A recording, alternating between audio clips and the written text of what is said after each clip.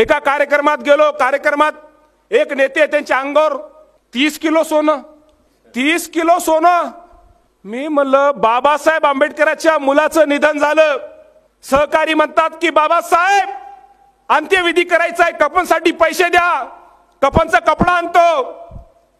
आई रमाई बघते, रडते. आई रमाई म्हणते अरे पैसे असले असते तर याचा उपचार केला असता, इलाज केला असता, दवाखान्यात नेला असतं. बाबासाहेब कुठून पैसे नाही म्हणून तर हा मुलगा मेला आमचा.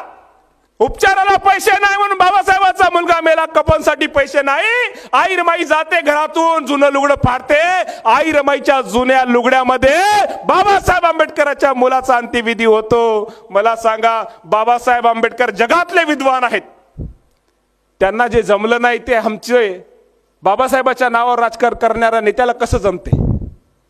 बाबासाहेबाला सोनं जमवता आलं नाही. हे काम होतं का आमचं बाबासाहेबाच्या